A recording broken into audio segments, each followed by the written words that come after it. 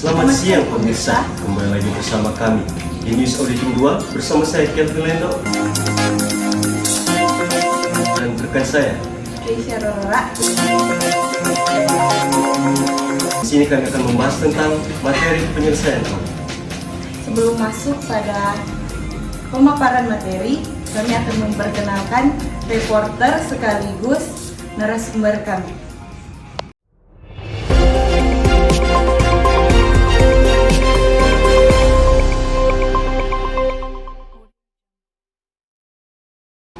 Saya, Egi Sepang, sebagai reporter.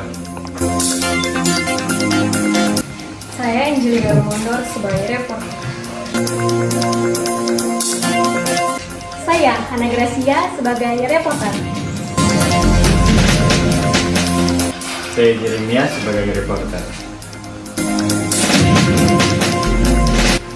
Saya Nurul sebagai reporter. Saya Tiara Budiman sebagai reporter.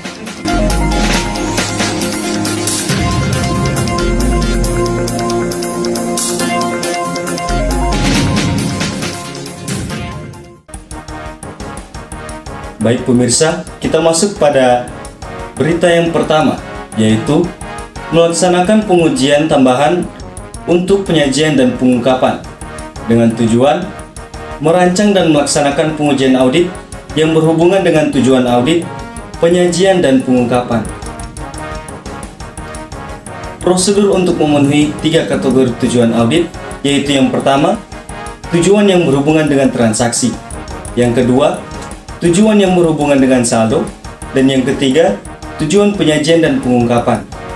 Ketiga tahap pertama proses audit menjelaskan bagaimana auditor merancang dan melaksanakan pengujian audit untuk memperoleh bukti yang kuat untuk mendukung setiap kategori dari tujuan audit.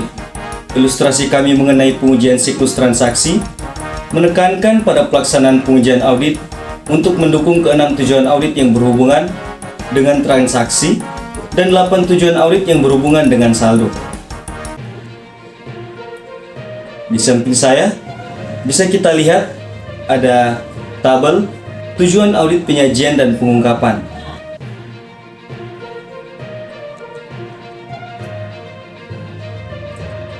Nah, pemirsa, di sebelah saya bisa kita melihat ada 4 tahap proses audit.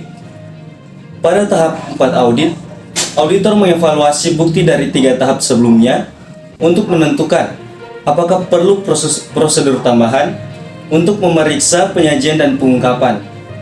Auditor mengikuti pendekatan serupa dengan pendekatan untuk transaksi dan saldo. Untuk tahap yang kedua, menyajikan contoh dari prosedur substantif berhubungan dengan penyajian dan pengungkapan dipadukan dengan pengujian auditor untuk tujuan yang berkaitan dengan transaksi dan saldo. Contoh konkret adalah prosedur substantif yang terkait dengan persediaan dan pergudangan.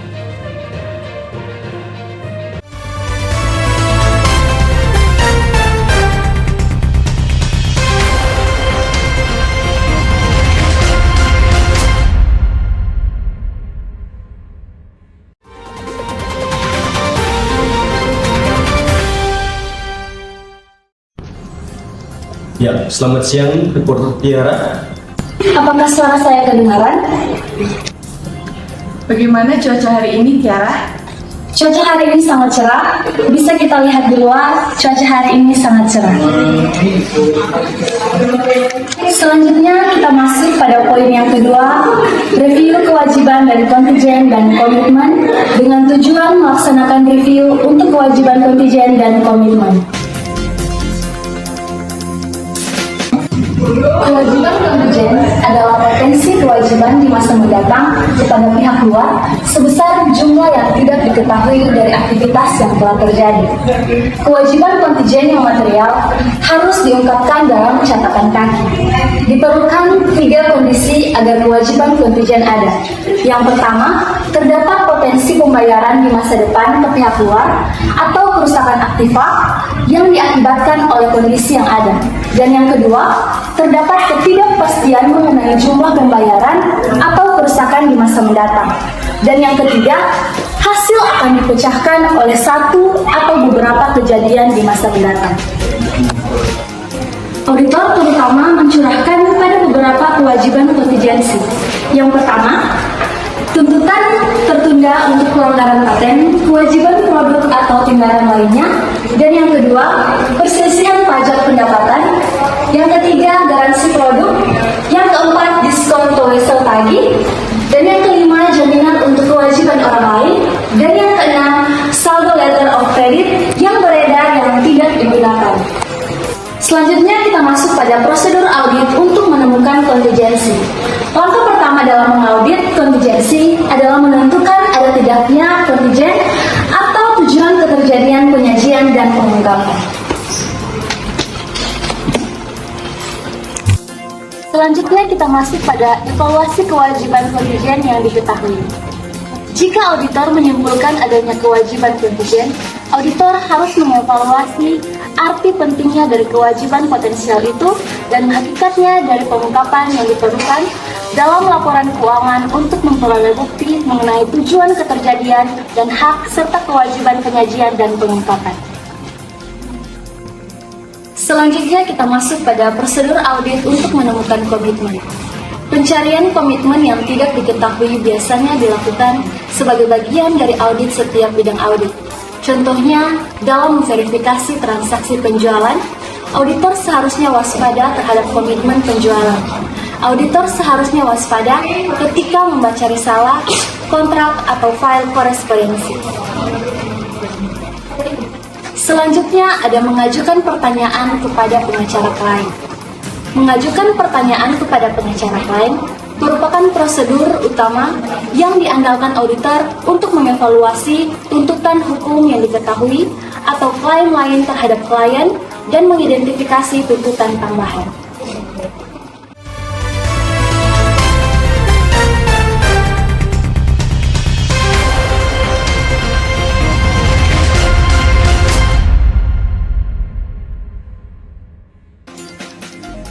Itulah materi yang kedua dan saya kembalikan kepada Kelvin dan Keisha. Baik, kami ucapkan terima kasih kepada reporter Tiara atas laporan yang telah diberikan.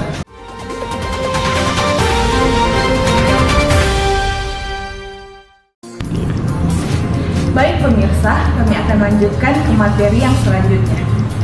Sekarang kami sudah terhubung dengan reporter kami, Yogi di tempat. Apakah suara kami kedengaran? Baik, suaranya kedengaran. Ya, reporter Yogi. Bagaimana kabar Anda hari ini? Baik, kabar saya luar biasa. Bisakah Anda sampaikan bagaimana laporan Anda hari ini? Baik, sekarang kita akan masuk pada materi yang ketiga, yaitu review terhadap peristiwa kemudian. Dengan tujuan melaksanakan review pasca tanggal neraca untuk peristiwa kemudian. Auditor harus mereview transaksi dan peristiwa yang terjadi setelah tanggal neraca untuk menentukan apakah setiap transaksi atau peristiwa tersebut mempengaruhi penyajian dan pengungkapan yang wajar atas laporan periode berjalan. Prosedur audit yang disyaratkan oleh standar auditing untuk memverifikasi transaksi dan peristiwa tersebut seringkali disebut dengan review terhadap peristiwa kemudian. Baik, selanjutnya kita masuk pada jenis peristiwa kemudian. Terdapat dua jenis peristiwa kemudian yang memerlukan pertimbangan, manajemen, dan evaluasi auditor. Peristiwa yang memiliki dampak langsung terhadap laporan keuangan dan memerlukan penyesuaian atas jumlah laporan keuangan tahun berjalan. Dan peristiwa yang tidak memiliki dampak langsung terhadap jumlah laporan keuangan tetapi memerlukan pengungkapan. Selanjutnya, kita masuk pada pengujian audit. Terdapat dua kategori prosedur audit untuk review peristiwa kemudian. Yang pertama, prosedur yang biasanya diintegrasikan sebagai bagian dari verifikasi saldo akhir tahun. Yang kedua, prosedur yang dilaksanakan terutama untuk tujuan mengungkapkan peristiwa atau transaksi yang harus diakui sebagai peristiwa kemudian. Selanjutnya, kita masuk pada penanggalan ganda. Auditor memiliki dua pilihan sebanding yang dapat diterima untuk memperluas pengujian peristiwa kemudian. Yang pertama, memperluas semua pengujian peristiwa kemudian hingga tanggal yang baru. Dan yang kedua, membatasi review peristiwa kemudian pada persoalan yang berhubungan dengan peristiwa kemudian yang baru.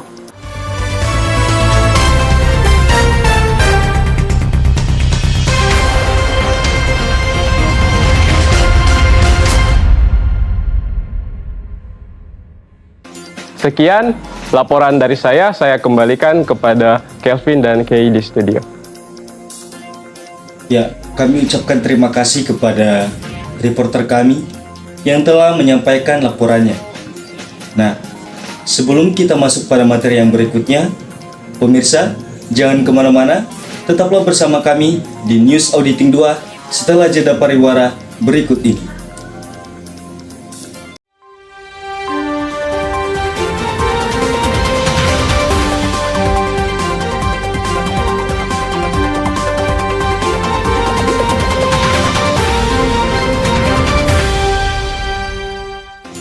Persilakan untuk reporter Nurul dan Jeremia untuk laporannya. Baik pemirsa, kita masuk dalam materi selanjutnya, akumulasi bukti akhir, dengan tujuan merancang dan melaksanakan langkah terakhir dalam segmen pengumpulan bukti audit. Selain review terhadap peristiwa kemudian, auditor memiliki beberapa tanggung jawab akumulasi bukti akhir yang diterapkan pada semua siklus. Terdapat 5 jenis akumulasi bukti akhir. Yang pertama, melaksanakan prosedur analitis akhir. Standar auditing mengharuskan auditor melaksanakan prosedur analitis selama penyelesaian audit sebagai review akhir atas salah saji yang material atau masalah keuangan yang tidak ditemukan selama pengujian lain, dan untuk membantu auditor mengambil pandangan objektif akhir terhadap laporan keuangan pada umumnya. Partner memiliki pemahaman yang baik mengenai klien dan bisnisnya karena hubungan yang terus-menerus. Kedua, mengevaluasi asumsi going concern. Standar auditing mengharuskan auditor mengevaluasi apakah terdapat keraguan yang substansial mengenai kemampuan klien untuk terus going concern setidaknya selama 1 tahun setelah tanggal neraca. Auditor melakukan penilaian awalnya sebagai bagian dari perencanaan, tetapi dapat merevisinya jika memperoleh informasi baru. Yang ketiga, standar auditing mengharuskan auditor untuk memperoleh surat representasi yang mendokumentasikan representasi lisan yang paling penting selama audit. Jadi saat ini kami akan mewawancarai dari salah satu pegawai auditor di sini. Di sini kita akan bertanya tentang tujuan dari surat representasi klien. Selamat siang, Kak. Baik, selamat siang. Bolehkah saya bertanya tentang tujuan dari surat representasi klien? Ya, baik, boleh. Baik, jadi yang saya ketahui tentang tujuan dari surat representasi klien itu terdapat 3 bagian, yaitu yang pertama untuk menekankan pada manajemen tentang tanggung jawab atas asertasi laporan keuangan, yang kedua untuk mengingatkan manajemen potensi salah saji atau penghapusan dalam laporan keuangan, dan yang terakhir ketiga untuk mendokumentasikan respon dari manajemen atas pertanyaan yang diajukan mengenai berbagai aspek audit. Baik, terima kasih, Kak. Nah, untuk jenis akumulasi selanjutnya yaitu mempertimbangkan informasi yang menyertai laporan keuangan dasar. Klien sering kali memasukkan informasi tambahan di luar laporan keuangan. Terakhir, membaca informasi lain dalam laporan tahunan.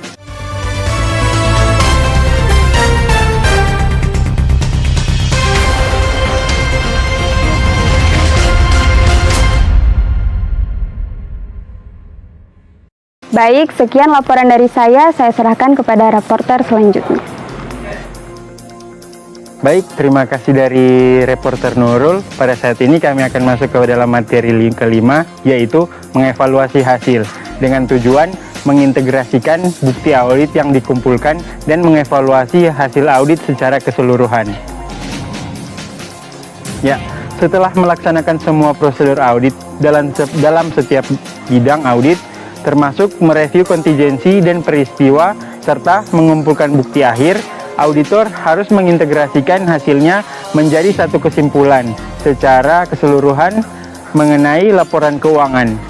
Pada akhirnya, auditor harus memutuskan apakah bukti audit yang tepat telah dikumpulkan untuk mencapai kesimpulan bahwa laporan keuangan telah dinyatakan sesuai dengan standar akuntansi yang diterapkan atas dasar yang konsisten dengan tahun-tahun sebelumnya. Baik, teman-teman, ada 6 aspek utama dalam mengevaluasi hasil. Yang pertama, bukti yang tepat dan mencukupi. Yang kedua, bukti yang mendukung pendapat auditor. Yang ketiga, pengungkapan laporan keuangan. Yang keempat, mengaudit review dokumentasi. Yang kelima, review independen. Yang terakhir, ikhtisar evaluasi bukti.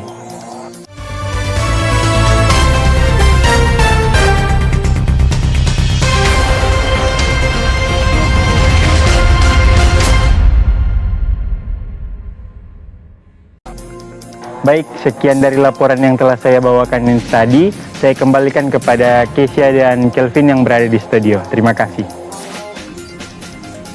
Itulah hasil pemaparan materi keempat dan kelima dari reporter Nurul dan Jeremia tentang Akumulasi bukti akhir.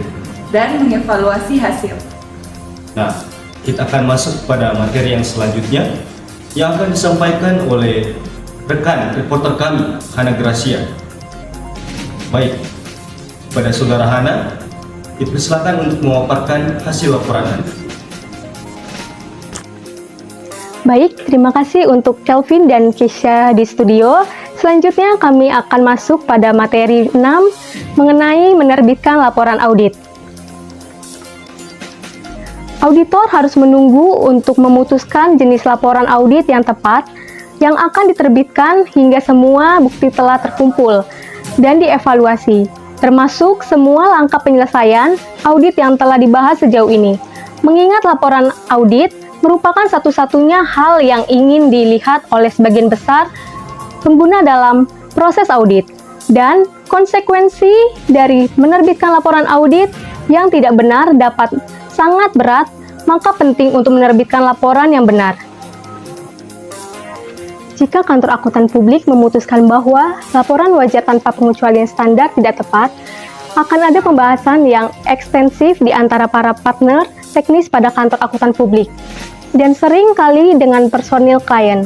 Sebagian besar kantor akuntan publik memiliki petunjuk manual pelaporan audit yang komprehensif untuk membantunya memilih kata-kata yang tepat dalam laporan yang akan diterbitkan.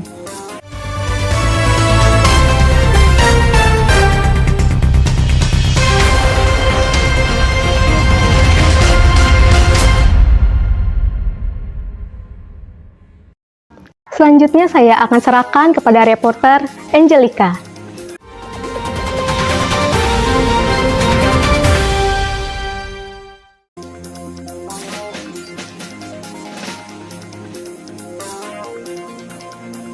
Baik, terima kasih kepada reporter Hana. Selanjutnya kita masuk ke dalam materi yang ketujuh, yaitu berkomunikasi dengan komite audit dan manajemen dengan tujuan berkomunikasi secara efektif dengan komite audit dan manajemen.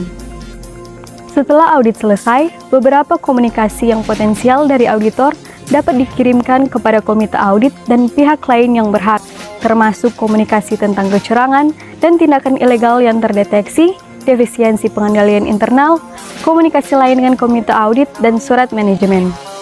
Standar auditing mengharuskan auditor untuk mengkomunikasikan semua kecurangan dan tindakan ilegal kepada komite audit atau kelompok yang ditunjuk tanpa memandang materialitas.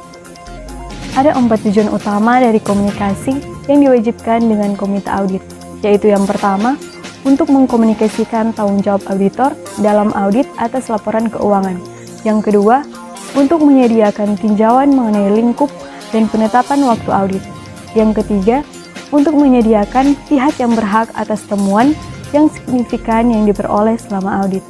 Yang keempat, untuk memperoleh informasi yang relevan dengan audit dari pihak yang berhak atau yang terlibat dalam tata kelola.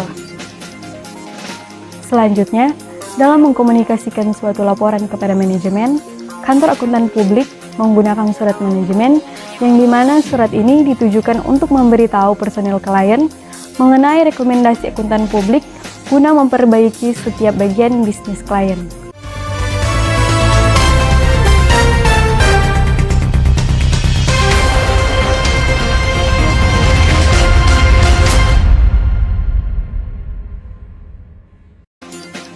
Sekian materi dari saya, selanjutnya saya kembalikan ke studio. Baik pemirsa, kita masuk pada berita terakhir yaitu penemuan fakta-fakta lebih lanjut dengan tujuan mengidentifikasi tanggung jawab auditor ketika fakta yang mempengaruhi laporan audit diungkapkan setelah laporan diterbitkan. Ketika penemuan fakta-fakta lebih lanjut atau subsequent discovery of facts ini terjadi, auditor berkewajiban untuk memastikan bahwa para pemakai yang mengandalkan laporan keuangan diberitahu mengenai salah saji tersebut atau perubahan kesimpulan atas keefektifan pengendalian internal. Jika auditor menemukan bahwa laporan ternyata menyesatkan setelah diterbitkan, tindakan yang harus ditempuh adalah meminta klien untuk segera menerbitkan laporan keuangan yang telah direvisi yang mencantumkan penjelasan mengenai alasan revisi tersebut. Jika klien menolak mengungkapkan laporan yang mengandung salah saji, auditor harus memberitahu Dewan Direksi. Auditor juga harus memberitahu agen regulator yang memiliki yurisdiksi terhadap klien bahwa laporan tidak lagi dinyatakan secara wajar.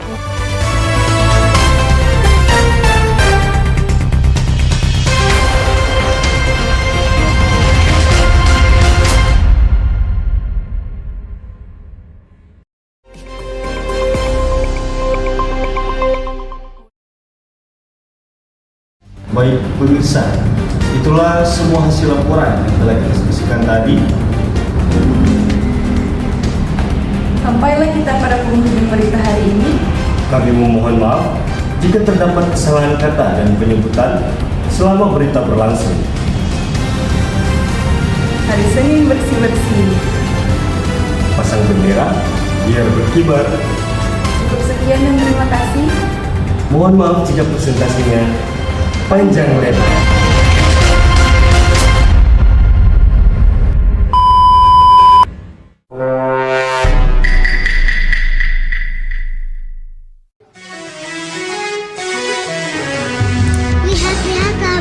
Baik, setelah saya kenalan, Terutama untuk pengujian, tersebut atau peristiwa tersebut mempengaruhi. Baik, terima kasih Kak. Jadi yang saya ketahui tentang tujuan dari surat representasi. Pada akhirnya, auditor harus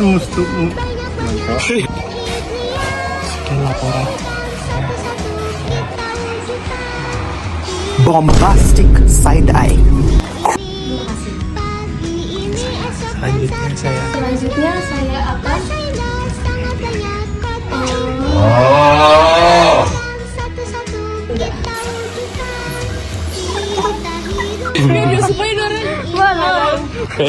Boleh. tidak boleh. Mau begitu? Begini? Gitu dulu baru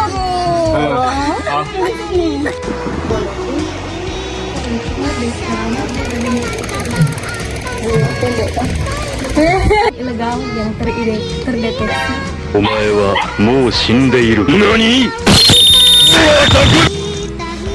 Ini mau video bajalan begitu kayak tahan senyum, tahan perut.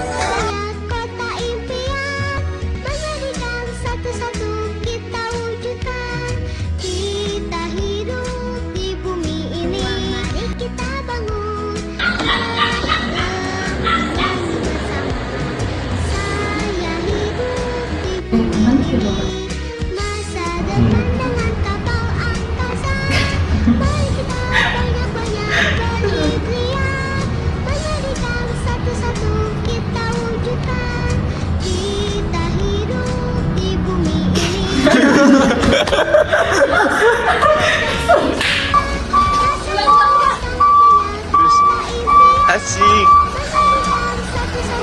Terus kita 2000.